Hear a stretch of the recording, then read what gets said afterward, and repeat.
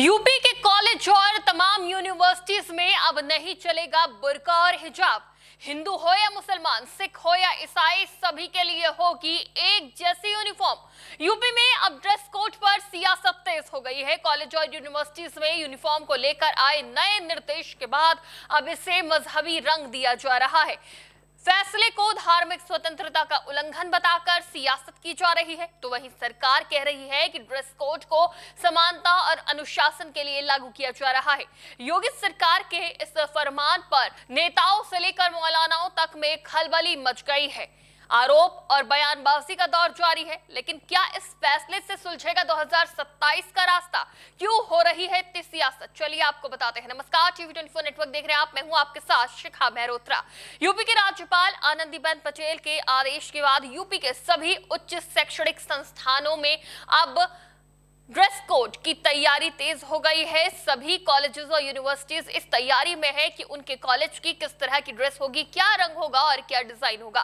फिलहाल प्रदेश के कई कॉलेजेस और सेल्फ फाइनेंस में ड्रेस कोड लागू है, लेकिन अब इसे सभी के लिए अनिवार्य रूप से लागू करने की तैयारी है। लेकिन इस बीच मौलानाओं से लेकर राजनेताओं तक ने इसका विरोध करना शुरू कर दिया है। यूपी के कॉलेजेस यूनिवर्सिटीज में ड्रेस कोड लागू करने के मामले में सियासी पारा लगातार बढ़ता जा रहा है। जहां नियम पर दो धड़े नजर आ रहे हैं, जहां कुछ मौलाना इस फैसले का स्वागत और समर्थन कर रहे हैं, तो वहीं कुछ विरोध में भी नजर आ रहे हैं। समाजवादी पार्टी तो मुस्लिम वोट बैंक को साधने की राजनीति में इतनी आतुर नजर आ रही है कि सपा प्रवक्ता मनोज यादव सीएम योगी के भगवा पहनावे पर ही सवाल उठाते नजर आए हैं। सीएम योगी के लिए ड्रेस कोड की मांग करते नजर आ गए हैं। तो उधर सपा के पूर्व सांसद एसटी हसन इस पूरे मामले को धार्मिक चश्मे से देखते और धर्म विशेष से जोड़कर बताते नजर आ रहे हैं, तो कुछ इसे सरकार की तरफ से जबरन थोपा हुआ फैसला बता रहे हैं। जब से कॉलेज में ड्रेस कोड लागू करने का फरमान आया है, तब से इस पर एक सियासी बहस छिड़ गई है। असदुद्दीन ओवैसी की पार्टी तो इसे सीधे सीधे हिजाब से जोड़कर देख रही है।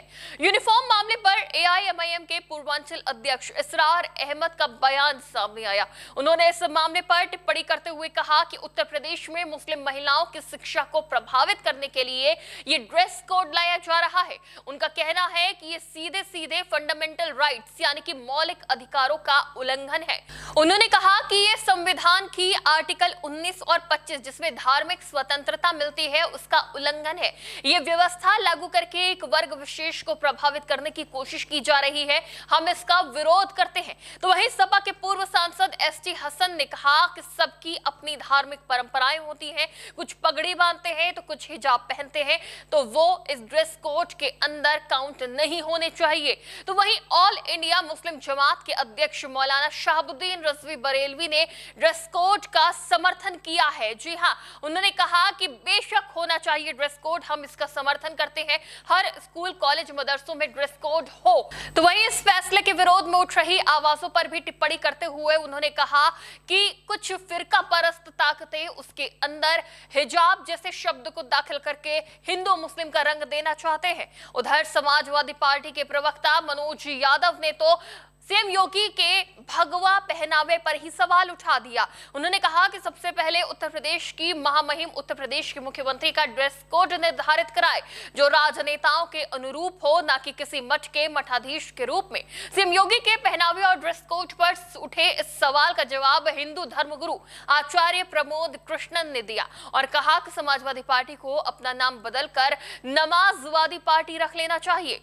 राज्यपाल के इस फैसले के मुताबिक अब यूपी के हर विश्वविद्यालयों और यूनिवर्सिटीज में ड्रेस कोड अनिवार्य होगा, जिससे क्लासेस में सिविल ड्रेस और अन्य धार्मिक पोशाकों जैसे हिजाब और बुर्का के उपयोग पर प्रतिबंध लग गया है।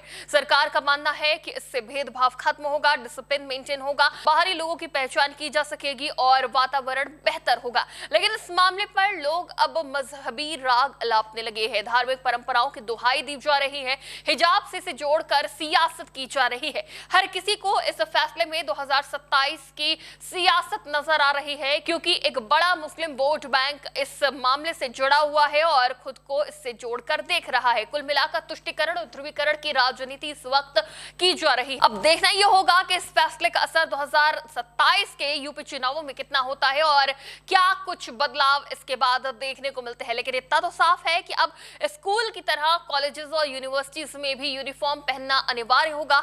इस फैसले पर आपकी क्या राय है, हमें जरूर बताइएगा। फिलहाल के लिए देखते रहिए टीवी 24 नेटवर्क।